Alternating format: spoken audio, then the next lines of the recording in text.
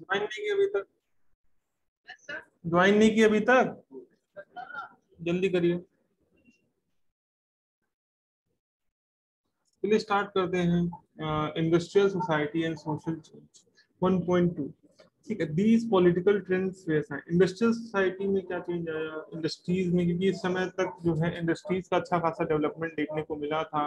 Industries setup की गई थी, ठीक है, अलग अलग इंडस्ट्रीज, उद्योग बढ़ने लगा था। और कहीं ना कहीं एक नई क्लास, अभी तक जो क्लास थी, कहीं ना कहीं क्या क्लास थी, एक था कि आपका first stage, second stage, third stage, जिसमें तीसरे जो स्लेव्स रहते थे पहले और दूसरे स्टेट को सर्व करते थे तीसरे स्टेट वाले। लेकिन अब एक नई क्लास वर्किंग क्लास आई थी। वर्किंग क्लास किसमें थी? वर्किंग क्लास इंडस्ट्रीज में हुआ करती थी। अब उन इंडस्ट्रीज में जब दिक्कतें शुरू हुई, इंडस्ट्रीज में प्रॉब्लम शुरू हुई, तो कहीं ना कहीं वर्किंग क्लास को भी प्रॉब्लम शुरू हुई। तो उन सभी को देखा गया, क्या दिक्कतें हुई, वो सब चीजें देखी गई। तो आइए उनसे रिलेटेड चीजों को डिस्कस करते हैं, जानते हैं, ठीक है, और समझने की कोशिश करते हैं। सबसे पहले, these political trends were sign of a new time। ये सब जो है राजनीतिक हलचल जो मच रही थी, एक नए समय की ओर इशारा कर रही थी। It was a time of profound social and economic change. अब ये एक ऐसा समय आ चुका था जिसमें सामाजिक और आर्थिक बदलाव देखने को मिलने वाले थे। कहीं ना कहीं सामाजिक रूप में और आर्थिक रूप में, दोनों रूप में कहीं ना कहीं बदलाव देखे जाने वाले थे, देखे जाएंगे। उसको लेकर परिवर्तन देखा जा रहा था, चेंजेस हो रहे थे। It was a time when new cities came up and new industrialized regions developed।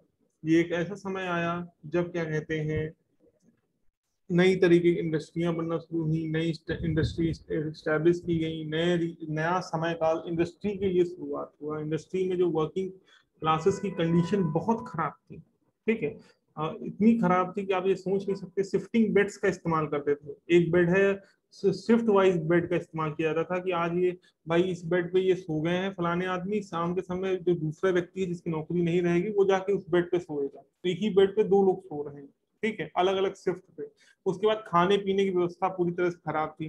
तो जब सामाजिक और आर्थिक बदलाव आए, राजनीति के बदलाव आए, तो इसमें ये भी बदलाव देखे गए कि हाँ, कहीं ना कहीं इंडस्ट्रीज में जो प्रॉब्लम्स चल रही थी उनमें भी चेंजेस होना शुरू हुआ। It was time when the new cities came up and the new industrial regions develop. ये ऐसा समय काल था कि नए नए जगह, नए शहर तैयार होने लगे। अब नए शहर तैयार होने के साथ साथ एक ऐसी जगहें भी तैयार हुई जहाँ पे नई नई इंडस्ट्रियां डेवलप करने लगी। Railways expanded and the industrial revolution occurred. Railway का एक्सपेंशन हुआ, ठीक है, रेल यात्रा, रेल के आ जाने से क्या हुआ, इंडस्ट्री को बहुत बड़ा फायदा रहा, क्योंकि ट्रांसपोर्टेशन में गुड्स को ट्रांसपोर्ट करना आसान हो गया था। सामान जो मैन्युफैक्चर्ड गुड्स है उसको भी ट्रांसपोर्ट करना आसान हो गया था। कहीं ना कहीं ये बहुत अच्छा कदम, बहुत फायदेमंद कदम था किसके लिए, रेलवे का आना इंडस्ट्रीज के लिए। फिर इसी कारण से कहीं ना कहीं इंडस्ट्रियल रेवोल्यूशन भी देखने को मिला। Industrialisation brought men women children to factory. Industries के आ जाने से क्या है, बच्चे हों, महिलाएं हों, पुरुष हों, अब सब फैक्ट्री वर्कर हो गए, फैक्ट्री में काम करने लगे। वो सब फैक्ट्री जाने लगे, फैक्ट्री में अब काम करने लगे। अभी तक जो घर पे काम कर सकते थे, जो घर पे उनका सेल्फ मेड फैक्ट्री था, उस अपने रॉ मटेरियल से कोई प्रोडक्ट बना ले रहे हैं, अब उन्हें फैक्ट्री में जा करके काम करना पड़ा, फैक्ट्री में जा करके काम करना शुरू करना पड़ा, ठीक है, चाहे महिलाएं हो, चाहे पुरुष हो, चाहे वो बच्चे। Work hours were often long and wages और पुअर। ठीक है, काम करने के घंटे बहुत ज्यादा होते थे और जो तनख्वाह होती थी बहुत कम होती थी। उसके अनुपात में जितना काम किया कराया जाता था उसके अनुपात में जो तनख्वाह थी वो कम थी। Unemployment unemployment was common particularly during the time of low demand of the industrial goods। जिस समय पे इंडस्ट्रियल गुड्स के, इंडस्ट्री में बने हुए सामानों की डिमांड गिर जाती थी, उसकी मांग गिर जाती थी, उस समय पर जो है कहीं ना कहीं देखा जा रहा था, जब डिमांड कम होती थी तो ज्यादातर लोग आपको अनएम्प्लॉयड, बेरोजगार मिलना शुरू हो गए थे। बेरोजगार लोगों की संख्या बढ़ जाती थी, बहुत सारे लोग बेरोजगार मिलते थे। Housing and sanitation were the signs were problems since towns were growing rapidly। घरों की दिक्कतें और घरों से निकले वाला जो कूड़ा कचरा, नाली जो है, इन सभी चीजों को प्रॉपर साफ सफाई होने की प्रॉब्लम्स हैं, स्टार्टिंग से अकर कर रही जब से ये इंडस्ट्रियल सिस्टम डेवलपमेंट होना शुरू हुआ, चाहे जब से हाउसेज, जब से लोगों को बसाना शुरू किया गया, ठीक है, शहरों में, कस्बों में, तब से ये प्रॉब्लम एग्जिस्ट कर रही है। Liberals and radicals search for solution to these issues. Liberal और रेडिकल जो कि मानते थे कि हाँ बदलाव जरूरी है, बदलाव होना जरूरी है, कहीं ना कहीं बदलाव के लिए वो काम भी कर रहे थे, उनने कहीं ना कहीं इन सभी चीजों में सॉल्यूशन ढूंढने के लिए काम करने लगे। किस चीज में? जो ये सैनिटेशन एंड जो वाटर लॉगिंग, ये सब जितने भी प्रॉब्लम्स थे, उन सभी पे सॉल्यूशन के लिए डिस्कस करने लगे। कौन? आपके लिबरल्स और रेडिकल्स। ऑलमोस्ट ऑल इंडस्ट्रीज, लगभग सभी इंडस्ट्रियां, where the property of individual, सभी इंडस्ट्रीज प्राइवेट सेक्टर थी, मीन्स की किसी एक व्यक्ति के, किसी एक व्यक्ति विशेष के अधिकारों में थी, सरकारी कंपनियां नहीं थी। Liberals and radicals themselves were often property owners and employers. ठीक है, कई बार जो लिबरल और रेडिकल्स थे वो खुद जो है कि प्रॉपर्टी को ओन करते थे, किसी संपत्ति को किसी संपत्ति में कहीं पे उनका हिस्सा रहता था, प्रॉपर्टी ओन करते थे, इंडस्ट्रीज खुद की चलाते थे। या कई बार ये होता था कि वो एम्प्लॉयर थे, एम्प्लॉयज को एम्प्लॉयमेंट दे रहे थे, नौकरी दे रहे थे, जो लेबर काम करते हैं उनको नौकरी दे रहे थे। तो वो जो रेडिकल्स हैं या फिर लिबरल्स हैं, वो इसी इसी विचार के ग्रुप में से ही लोग आते थे, जो कि एम्प्लॉयमेंट देने का भी काम करते थे, एम्प्लॉयमेंट भी दे रहे हैं। क्लियर? Yes sir. जी।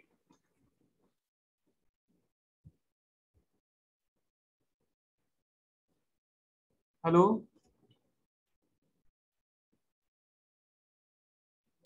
Yes sir. या फिर इसके बाद बात करते हैं, युवराज जी कितना समय हो गया? Yes sir. 11:50 पे ज्वाइन करना था, अभी देखो टाइम कितना हो गया, 12-10 मिनट लगभग लेट हुआ। चलिए आगे स्टार्ट सर करते हैं। अभी लाइट चाहिए थी ना सर। अच्छा अच्छा, चलिए ठीक है। फिर हेल्थ हेल्थ इकोनॉमिक वॉज, उसके बाद फिर क्या बात है, इंकरेज किया गया इंडस्ट्रीज को, हैविंग themselves open, okay ठीक है, having made their wealth through the trade or industrial venture। क्या है, उनने जो रेडिकल्स थे, लिबरल्स थे, उनने पैसा, उनके पास पैसा कहाँ से आया?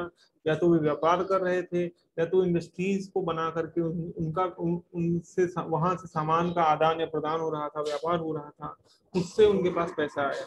They felt that such effort should be encourage. उनका मानना था कि इस तरह के जो काम है, इस तरह के काम को और आगे बढ़ावा देना चाहिए, जिससे और ज्यादा से ज्यादा लोग जुड़े।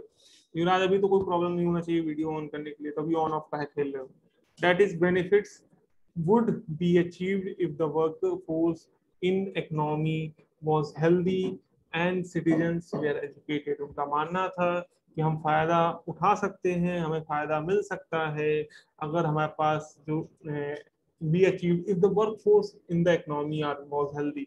जो काम करने वाले लोग हैं हमारे इकोनॉमिक सिस्टम में, जो जिनको काम करना है, वो अगर स्वस्थ हैं और वो सिटीजन हमारे, वो नागरिक हमारे पढ़े लिखे हैं, एजुकेटेड हैं, तो हम उनसे फायदा उठा सकते हैं, वो हमारे लिए बेनिफिशियल हो सकते हैं पूरे विश्व में, हमारे देश के लिए भी। Opposed to the privileges the old aristocracy had been the birth, they firmly believe in the value of individual effort, labor enterprises। वो ऐसा नहीं मानते थे कि किसी को जन्म सिद्ध से अधिकार मिलना चाहिए, किसी से जन्म से कोई प्रिविलेज मिलनी चाहिए, एक अलग से रिस्पेक्ट मिलना चाहिए। नहीं, उनका मानना था कि एफर्ट जो भी करे, जो व्यक्ति काम कर रहे हैं, जो इंडिविजुअल एफर्ट है, जो लोग अपना प्रयास कर रहे हैं, प्रयत्न कर रहे हैं सुधरने के लिए, सुधार करने के लिए, या फिर खुद के प्रयत्नों से उसमें जो भी डेवलपमेंट वो खुद कर रहे हैं, उन्हीं के बिहाफ पर उनको रिस्पेक्ट या उनको क्या कहते हैं, नॉलेज, ये सारा कुछ मिलना चाहिए। ये नहीं कि आप जो है सिर्फ और सिर्फ उस पर्टिकुलर फैमिली से बिलोंग करते हो, या अपने ज्यादा उस फैमिली से बिलोंग करते हो, या फिर आप दूसरी चीज है कि आप उस फैमिली से बिलोंग करते हो, या आप राजा के वंशज हो, या फिर कुछ भी ऐसा, इस सब का इन सब चीजों को पसंद नहीं करते थे। जो किनकी बात कर रहे हैं, लिबरल और रेडिकल्स की। वो मानते थे जो काम कर रहा है उसको ही रिस्पेक्ट मिलनी चाहिए, उसको ही फायदा मिलना चाहिए, बेनिफिट मिलना चाहिए, जो कि हर एक व्यक्ति अपना अपना एफर्ट करे। ठीक है, लेबर भी अपना एफर्ट करे, काम करे। If freedom of individual was ensured, if the poor could labour and those with capital and could operate without restraint, they believed that societies would develop. Many working men and women who wanted changes in the work rallied around the liberals and radical groups and parties in the early 19th century. ठीक है, उनका मानना था कि if the freedom of individual, अगर अभिव्यक्ति की आजादी को इंश्योर किया जाएगा, दिया जाएगा, तो जो गरीब व्यक्ति है, जो लेबर है, वो भी क्या कहते हैं, काम करेगा, और जो कैपिटलिस्ट है, जो कैपिटल जिसके पास पैसे हैं, वो भी काम करेगा, तो दोनों का एक दूसरे को फायदा होगा, कहीं ना कहीं समाज में डेवलपमेंट होगा, समाज आगे बढ़ेगा। और मेनी वर्कर मेन, जो काम करने वाले महिलाएं हैं, पुरुष हैं, जो कि चाहते हैं, परिवर्तन चाहते थे उस समय पे, परिवर्तन के लिए वो कहीं ना कहीं चाहते थे कि कई सारी चीजों में परिवर्तन हो, इसके लिए वो रैली कर रहे थे, और कहीं ना कहीं लिबरल और रेडिकल्स के साथ जुड़ करके रैली कर रहे थे, उसके बिहाफ पर वो परिवर्तन की बात कर रहे थे। सम nationalist, liberals and radicals wanted revolution to put an end of the kind of government established in Europe in 1815. बहुत सारे देश के प्रति प्रेम करने वाले लोग, देश के विचारक लोग थे, लिबरल्स थे, रेडिकल्स थे, जो कि परिवर्तन चाहते थे, वो लोग वांटेड रेवोल्यूशन, वो सब चाहते थे परिवर्तन हो, बदलाव हो, to put an end of the kind of government, उस तरीके की सरकार की जो मनमानी तौर पर सरकार चला रही है, अपने आदेश दे रही है, उस सरकार का खात्मा हो, जिसका एस्टेब्लिशमेंट, जिसको बनाने का, जिसका ढांचा के नींव रखने का काम यूरोप में 1815 में किया गया था। In France, Italy, Germany, and Russia, they became revolutionaries and worked to overthrow the existing monarchs. और ये सारे लोग, चाहे नेशनलिस्टिक थे, चाहे लिबरल्स थे, चाहे रेडिकल्स थे, ये फ्रांस में हो, इटली में हो, जर्मनी में हो, रसिया में हो, ये सब जगह एक रेवोल्यूशनरी की तरह काम किए, एक परिवर्तन लाने वाले के रूप में काम किए, ठीक है, एक परिवर्तन के लिए काम किए। और वहाँ की जो मोनार्क गवर्नमेंट थी, वहाँ पे जो राजा वंशवाद ये सब था, इस तरह गवर्नमेंट की सरकारें थी, उनको उठा फेंका, उनको हटा फेंका इन सभी लोगों ने, इन सभी विचारक नागरिकों ने अपने अपने देश में। Nationalist tarred of the revolution that would create nation where all citizens would have equal rights. Nationalist का मानना था एक ऐसा देश का गठन हो, एक ऐसा देश को बनाया जाए जिसमें सभी लोगों को बराबरी का अधिकार हो, और क्या कहते हैं, सबको इक्वल राइट्स हो, बराबरी का अधिकार हो, एक ऐसा नेशन हो जहां पर सबको बराबरी का अधिकार हो, ठीक है, और एक ऐसा देश बने जहां पे हर एक नागरिक को बराबरी का अधिकार दिया जाए, न धर्म, जात, ना कलर, किसी भी हाथ पर उसे डिस्क्रिमिनेट ना किया जाए। आफ्टर 1815, 1815 में Giuseppe Mazzini, an Italian nationalist, conspired with others to achieve this in Italy. उनने बहुत कुछ सीखा अलग अलग जगहों से, और कहीं ना कहीं उसके बाद ही इटली में नेशनलिस्टिक भावना उत्पन्न हुई, और कहीं ना कहीं इटालियन नेशन, इटली एक नेशन बन के पाया।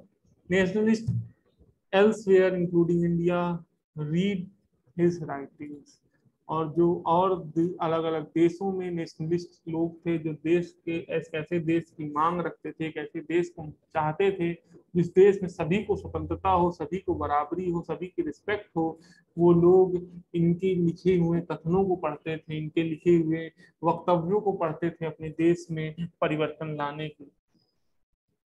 The coming of the socialism in Europe, ठीक है, सामाजिक बराबरी, सामाजिक एकता, सामाजिक जो डिफरेंसेस थे उनको खत्म करने के लिए जो कुछ भी परिवर्तन हो रहा था कहाँ पे, यूरोप में, आइए देखते हैं। Perhaps one of the most far reaching vision of how society should be structured was socialism. एक सबसे बड़ा और सबसे दूरदर्शी तरीका था जिससे हम समाज को परिवर्तित कर सकते, जिस तरह से हम समाज का गठन कर सकते थे, वो सोशलिज्म, ठीक है, समाज में परिवर्तन करने का, ठीक है। By the mid 19th century, मध्य 19वीं शताब्दी में, इन यूरोप में socialism was a well known body of ideas that attracted widespread attention. ये सभी लोगों को आकर्षित भी करता है और बहुत तेजी से पूरे यूरोप में फैल जाता है ये आइडिया सोशलिज्म का, सामाजिक बराबरी का। Socialist were against the private property, socialist जो थे वो निजी संपत्ति के विरोध में थे, and saw it as root of all the social ills of time. उनका मानना था ये ही एक कारण है जिसके वजह से समाज में जो पाई जाने वाली कुरीतियां हैं, असमानता है, वो सब इसी वजह से हैं क्योंकि कोई एक व्यक्ति प्राइवेट प्रॉपर्टी ओन कर रहा है। वाई, ऐसा क्यों है? Individual own the property that give employment. Individual कोई एक व्यक्ति जो प्रॉपर्टी ओन कर रहा है वो क्या कर रहा है? नौकरी दे रहा है, but the property were concerned only with the personal gain. लेकिन जो व्यक्ति की प्रॉपर्टी है वो क्यों उस पैसे को खर्च कर रहा है? वो अपने फायदे के लिए कर रहा है, not with the welfare of those who have made the property productive. ना उनके लिए बारे में वहां लोग सोचना बंद कर देते हैं जिनकी वजह से प्रॉपर्टी जो थी वो कारीगर हुई, किसी काम की हुई, जिससे उससे कुछ पैसा मिलने लगा, कुछ फायदा मिलने लगा। लोग उनको भूल करके सिर्फ और सिर्फ अपना फायदा देखने लगते हैं, अपने गेन की बात करते हैं। So a society as a whole rather than single individual to control property, more attention would be paid to the collective social interest। उनका मानना था कि अगर किसी एक व्यक्ति को पूरा कंट्रोल ना दे करके पूरे समाज को कंट्रोल दिया जाए तो कहीं ना कहीं उस पूरे समाज में सभी लोगों को आगे बढ़ने की बात की जाएगी, डेवलपमेंट की बात की जाएगी, ना सिर्फ एक व्यक्ति का फायदा देखा जाएगा। Socialist wanted this change and campaign for it. Socialist इस तरह का परिवर्तन चाहते थे और उसके लिए कहीं ना कहीं काम भी कर रहे थे, कैंपेन कर रहे थे। How could a society without property operate. उनका मानना था कि क्वेश्चन एक था कि कैसे बिना एक ऐसी सोसाइटी जहाँ पे कोई प्रॉपर्टी नहीं है तो सोसाइटी समाज को कैसे चला जाएगा? What would be the basis of the socialist society. इसमें क्या बुनियादी ढांचा क्या है? सोशलिस्ट सोसाइटी जो एक विजन देखा जा रहा है, एक सपना देखा जा रहा है, इन सब का क्या एक सपना क्या है, क्या ये विचार रखते हैं? Socialist has different visions of the future. Socialist का अलग अलग विचार थे अपने भविष्य को लेकर के। Some believed in the idea of cooperative. कुछ लोगों का मानना था एक संगठन बना दिया जाए, एक ग्रुप बना दिया जाए जिसमें बहुत सारे मेंबर्स हों, कोऑपरेटिव सोसाइटीज बनाई जाए, उसके बिहाफ पर प्रॉपर्टीज रहें। रॉबर्ट ओवेन जो कि 1771 में जिनका जन्म हुआ, 1885 में इनका मृत्यु हो गई, a leading English manufacturer sought to build a cooperative community called New Harmony in Indiana, USA. ठीक है, जो कि एक इंग्लिश मैन्युफैक्चरर थे, जो कि अच्छा खासा इनका प्रोडक्शन चल रहा था। उनने एक कोऑपरेटिव सोसाइटी, एक संगठन बनाया जिसका नाम था न्यू हार्मनी इंडियाना, जो कि कहाँ पे था? यूएसए में। Other socialist felt that the cooperative could not build on a wide scale only through individual initiative. They demand the government encourage cooperatives. बहुत से ऐसे सोशलिस्टिक समाज में लोग थे, सामाजिक बदलाव वो मानने वाले लोग थे। उनका कहना था कि ये परिवर्तन या फिर हम कोई भी कोऑपरेटिव सोसाइटी जो हम बनाना चाहते हैं वो बन नहीं सकती है, उसे बिल्डअप हम नहीं कर सकते हैं अकेले अपने दम पर। उसके लिए हमें सरकार का सहयोग भी चाहिए। सरकार हमें सहयोग करेगी तभी संभव है कि हम एक गवर्नमेंट जो है इनकरेज कर सके, कोऑपरेटिव को इनकरेज कर सके, ग्रुप्स को इनकरेज कर सके। इन फ्रांस में for instance Louis Blanc wanted the government to encourage the cooperative and replace the capitalist enterprise। और फ्रांस में भी लोग मांग कर रहे थे कि लुइस ब्लैंक करके लोग मांग कर रहे थे कि ये जो अभी क्या है, किसी एक व्यक्ति के हाथ में एक एंटरप्राइज, एक पूरा फॉर्म है, उसके बजाय एक पूरे समूह को, एक कोऑपरेटिव सोसाइटी को, कोऑपरेटिव कमेटी को जो है कहीं ना कहीं उसकी बागडोर दी जाए, उस पूरे फैक्ट्री, उस पूरे इंडस्ट्री की बागडोर दी जाए। These cooperative were to be associations of the people who produced goods together and divided the profit according to the work done by the members। ये क्या है? ये एक ऐसा संगठन होगा जिसमें वो सारे लोग होंगे जो कि काम कर रहे हैं और वर्क कर रहे हैं, और जो भी फायदा होगा उन सभी के समक्ष में आपस में बराबरी से उनके काम के अनुसार कि किस तरह का काम कर रहे हैं, क्या काम कर रहे हैं, उस हिसाब से बांट दिया जाएगा। फिर नेक्स्ट जो है कार्ल मार्क्स थ्योरी, जो कि कहाँ पे अपनाई जाती है? रशिया में और चाइना में। इसमें समझ गए होंगे आप लोग किसकी बात कर रहे हैं, हम कम्युनिस्ट की बात कर रहे हैं। कार्ल मार्क्स 1818 से लेकर 1883 तक थे। फ्रेडरिक रिच एंगल्स जो कि 1820 से लेकर 1895 थे।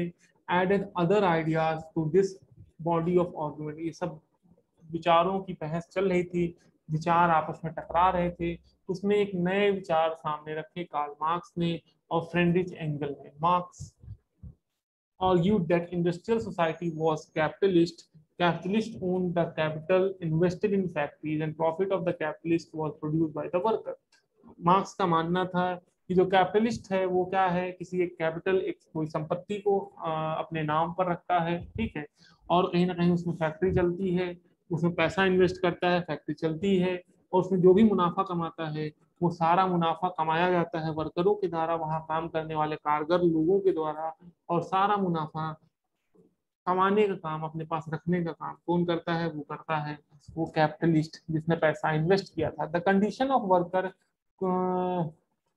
would not improve as long as this profit was accumulated by a private capitalist। उनका मानना था कि जब तक ये जो भी पैसे कमाए जा रहे हैं, जो भी पैसे अर्न हो रहे हैं प्राइवेट फर्म के द्वारा, कंपनी के द्वारा, जब तक एक व्यक्ति के हाथ में इकट्ठा होता रहेगा, प्राइवेट प्रॉपर्टी के रूप में रहेगा, तब तक किसी व्यक्ति, जो वर्कर हैं, जो कारगर लोग हैं, उनकी कंडीशन, उनकी निजी जिंदगी, उनकी जो जिंदगी जिस तरह वो चल रहे हैं, ठीक है, जिस तरह से उनकी जिंदगी चल रही है उसमें कोई परिवर्तन नहीं होगा, उसमें कोई दिक्कत नहीं होगी, ठीक है।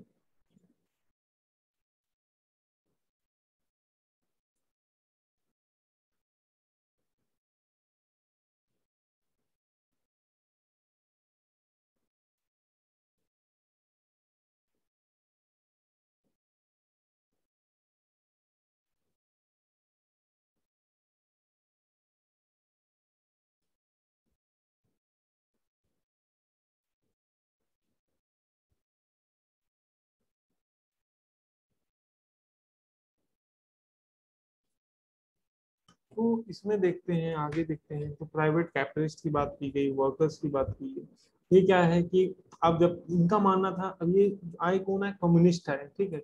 कम्युनिस्ट का मानना था कि, इसे अभी आप समझ लो कम्युनिस्ट कौन होते हैं। कम्युनिस्ट का मानना होता है कि सारा कुछ कंट्रोल सरकार के हाथ में, सरकार सारी गतिविधियों को कंट्रोल करे, ठीक है, सरकार ही कंपनी डाले, वहां पे काम करने वाले वर्कर हो, और जो भी पैसा अर्न हो, जो भी प्रॉफिट अर्न हो, वो सरकार इकट्ठा करेगी और पब्लिक वेलफेयर में खर्च होगा। तो ये मानना था कुछ कहीं ना कहीं कि इंडिविजुअल कैपिटलिस्ट नहीं होंगे। आपको मैं बता देता हूँ, जैसे चाइना है, रशिया है, सब कम्युनिज्म को बढ़ावा देते हैं। और जो यूएसए वाला ग्रुप है, जिसको यूएसए, जितने देश यूएसए सपोर्ट करते हैं, वो कैपिटलिस्ट वाला ग्रुप है, वहां पे वो पूंजीपतियों को समर्थन देते हैं, ठीक है। द कंडीशन ऑफ वर्कर, तो ये worker had to overcome capitalism and the rule of private property. तो उनका मानना था, कार्ल मार्क्स का, फ्रेडरिच एंगल का, इन सब का मानना था कि कैपिटलिस्ट ही को हटाने का काम किनको करना है, उन कारगर लोगों को करना है, और ये प्राइवेट संपत्ति वाला काम खत्म करके अब सरकारी संपत्ति इनके सामने है। Marx believe that to free themselves from the capitalist exploitation, worker had to construct a radical socialist society where all the property was social control। उनका मानना था कि जो एक्सप्लॉयटेशन हो रहा है, जो दुर्व्यवहार, शोषण हो रहा है, जिसके द्वारा इन पूंजीपतियों के द्वारा, अगर उससे आजाद हमारे कारगर लोगों को करा दिया जाएगा, तो कहीं ना कहीं इससे क्या होगा, इससे फायदा ये होगा कि, सबसे बड़ी चीज इससे फायदा ये होगा कि जब कारगर लोग पूंजीपतियों के चंगुल से छूट जाएंगे, वो कहीं ना कहीं काम कर सकते हैं, अब आजादी से स्वतंत्रता पूर्वक काम कर सकते हैं। कैसे कर सकते हैं, हम इतने समाज को आगे बढ़ाने के लिए, समाज को डेवलप कराने के लिए वो काम कर सकते हैं, क्योंकि वो किसी प्राइवेट ओनर के द्वारा कंट्रोल नहीं किए जा रहे हैं। अब वो किसके द्वारा कंट्रोल किए जा रहे हैं, एक ऐसी कंपनी के द्वारा जिसमें सभी का अधिकार है, एक सामाजिक जो है, समाज में सभी लोगों का अधिकार उस कंपनी में है, ठीक है। तो work marks believe that exploitation से जब अगर उन्हें हटा दिया जाएगा, तो एक रेडिकल सोसाइटी बनेगी, ऐसा परिवर्तित होकर एक ऐसा समाज बनेगा जिसमें सारी संपत्ति सबकी रहेगी, सब पूरे समाज की रहेगी, किसी एक व्यक्ति की नहीं रहेगी। This could be a communist society. और ये एक विचार की लड़ाई चल रही थी, एक नए विचार थे कम्युनिस्ट के, कम्युनिज्म के विचार थे। He was convinced that the worker would triumph in their conflict with capitalist. A communist society was the natural society of the future। और उनका मानना था कि जो लोग हैं वही क्या कहते हैं, कैपिटल, ये जो कॉन्फ्लिक्ट है, विवाद है, उनका अंत कर सकते हैं, इन सभी को वहां से हटा करके इनके पदवी से हटा करके, और कहीं ना कहीं इससे एक ऐसा समाज बनेगा जिसे हम कम्युनिस्ट सोसाइटी कहेंगे। और उनका मानना ये भी था कि आने वाले भविष्य में हमें कम्युनिस्ट सोसाइटी ही देखने को मिलेंगे। ठीक है, मैं बताऊं जैसे क्या हुआ था, एक आपको एग्जांपल देता हूं। कम्युनिस्ट सोसाइटी और कैपिटलिस्ट दो तरह की चीजें देखने को मिलेगी। अभी जर्मनी को दो हिस्सों में तोड़ा गया था, आपको मैंने पहले ही बताया था। वर्ल्ड वॉर हुए थे, वर्ल्ड वॉर हुआ, सेकेंड वर्ल्ड वॉर हुआ, दो हिस्सों में तोड़ा गया। एक को कंट्रोल कौन कर रहा था? एक कंट्रोल कर रहा था रसिया, वहां पे कम्युनिस्ट गवर्नमेंट थी। एक को कंट्रोल कर रहा था यूएसए, जहाँ पे नेशनलिस्टिक गवर्नमेंट थी। जहाँ कम्युनिस्ट गवर्नमेंट थी ना, वहाँ बेकरी हुआ करती थी ना, वहाँ पे पिज्जा, डोमिनोज, ये सब कुछ नहीं, क्योंकि सब प्राइवेट कंपनी है ना। डोमिनोज अगर खोलेगा जाके कम्युनिस्ट गवर्नमेंट में, तो वहाँ पे उनको अपनी सारी स्टेक संपत्ति जो है वो सरकार को देनी पड़ेगी। बट वो तो एक प्राइवेट कंपनी है ना, डोमिनोज, क्लियर, जो पिज्जा बना रही है, क्लियर। तो ये सारी कंपनियां वहां पे नहीं थी। वहां के लोग जो थे, जो कम्युनिस्ट साइड के लोग थे, वो उस साइड, इस साइड पूंजीपति लोग रहते थे, उस साइड आने को परेशान थे। क्यों? क्योंकि जब कैपिटलिस्ट की बात करते हैं, वहां आपको फ्रीडम होता है, आप खुद डेवलप कर सकते हैं, आप भी एक पूंजीपति बन सकते हैं, कोई एक आम नागरिक भी पूंजीपति बन सकता है। ठीक है, लेकिन जब कम्युनिस्ट की बात करें, वहां पे सब इक्वल होते थे। ठीक है, जहाँ कम्युनिस्ट थे वहां पे पढ़ने के लिए, खाने के लिए, इलाज कराने के लिए वो सब व्यवस्थाएं मिल जाती थी, फ्री मिल जाती थी, लेकिन और कोई डेवलपमेंट फर्दर देखने को नहीं मिलता था। और साथ ही साथ जब प्राइवेट कंपनियां ओपन नहीं होती थी, तो बहुत सारी बेरोजगारी भी देखने को मिलती थी। इस वजह से ईस्ट और वेस्ट जर्मनी के बीच में एक दीवार जो बनी थी, वो दीवार तोड़ी गई, और फिर जाकर के जर्मनी फिर से एक हो गया, फिर एक देश, समूचा देश बन गया। ठीक है, ये सब कुछ हुआ है। ये वर्ल्ड वॉर इंसिडेंट के बाद जर्मनी को दो हिस्सों में तोड़ा गया था। फिर उसके बाद बहुत सारे विवाद हुए, उसके बाद जाकर के वो दीवार फिर से तोड़ी गई, और दोनों देश एक समूचा, एक मजबूत देश के रूप में आगे डेवलप कर सके। ठीक है, तो अब ये इफेक्ट्स देखे गए, अलग अलग विचारों के इफेक्ट्स देखे गए हैं। बहुत सारे देश कम्युनिस्ट को मानते हैं, बहुत से लोग जो है सोशलिज्म को विश्वास करते हैं, बहुत से लोग कैपिटलिस्ट को विश्वास करते हैं। ठीक है, support of for socialism, socialism के लिए कैसे क्या सपोर्ट था, क्या कहीं ना कहीं मदद दी जा रही थी, आइए देखते हैं। बाई द 1870 1870 में socialist ideas spread through Europe. सामाजिक बदलाव, सामाजिक समानता के जो विचार थे पूरे यूरोप में फैल गए। To coordinate their effort, socialist formed an international body, और इसके लिए एक ऐसी एक अंतरराष्ट्रीय संगठन बनाया गया, बॉडी बनाई गई, namely the second international. Second international उसका नाम पड़ा। Workers in England and German began to forming the association to fight for better living and working condition. सही तरीके से रहने के लिए, सही तरीके की रहने की कंडीशन को सुधारने के लिए, ठीक है, अच्छे खाने के लिए, अच्छे तरीके से रहने के लिए, हर एक चीज के लिए अब जो वर्कर्स थे वो अपनी बात को संगठन बना करके, विरोध दर्ज करके कहने लगे अपनी सरकारों के खिलाफ। They set up the funds to help the member in the times of distress and demand of reduction of working. जिस समय क्या है कि कहीं ना कहीं मैंने पहले बताया, वर्किंग कंडीशन इतनी खराब रहती थी, रहने सहने का तरीका अच्छा नहीं था, उसके बाद भी अगर इंडस्ट्री में डिमांड कम पड़ जाए तो उन लोगों को नौकरी से निकाल दिया जाता था। तो इसीलिए संगठन बना हुआ था, ये लोग पैसे फंड इकट्ठा करते थे और उन लोगों की मदद करते थे जिन लोगों के वर्किंग आवर घटा दिए जाते थे, उनको सैलरी कम मिलती थी, तो उनके बुरे टाइम्स में मदद करते थे। The right to vote, vote करने का अधिकार की मांग करने लगे। In Germany these associations work closely with the Social Democratic Party. और ये सारे एसोसिएशन एक संगठन था, एक पार्टी थी, सोशल डेमोक्रेटिक पार्टी, उनके साथ मिल करके काम कर रहे थे।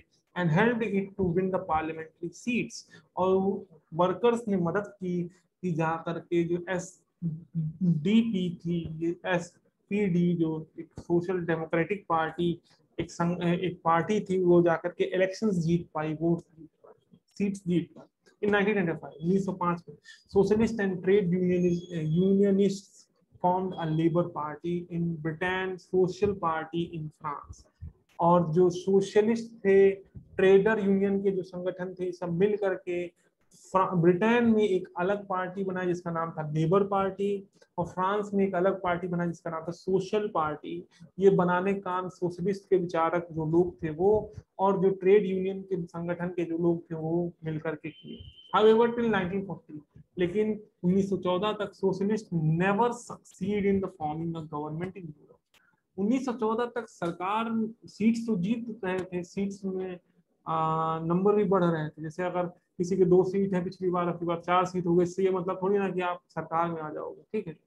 तो सीट्स तो बढ़ रहे थे, लेकिन सरकार बनाने में असमर्थ थे 1914 तक। फिर represented by the strong figure in the parliamentary politics, their ideas did shape legislation। इसके बाद 1914 के बाद अच्छे अच्छे नेता, अच्छे अच्छे व्यक्तित्व इनके साथ जुड़ते चले गए, जो पुरजोर तरीके से अपना मेहनत करके कहीं ना कहीं समर्थन जुटा रहे थे, और कहीं ना कहीं इसी कारण से एक अच्छी गवर्नमेंट बन सकी। But the government continued to run by conservatives, liberals and radicals। लेकिन उसके बावजूद भी सरकारें चलाने का काम, भले ही सरकार सोशलिस्ट की बनी हो, लेकिन उसमें जो उनको उन रूल्स को फॉलो कराने का काम, सरकार को आगे बढ़ाने का काम जो कर रहे थे वो कंजर्वेटिव्स थे। जो कि कोई कंजर्वेटिव ने पहले डिस्कस किया था, वो कौन थे? वो जो चेंज नहीं चाहते थे, जो जो लोग परिवर्तन से बिल्कुल कोसों दूर रखना चाहते थे। लिबरल जो कि चेंजेस चाहते थे, रेडिकल जो कि चेंजेस चाहते थे, ठीक है। तो आगे बात करते हैं, ये पेंटिंग की बात करते हैं, क्योंकि रशियन रेवोल्यूशन स्टार्ट करेंगे कल।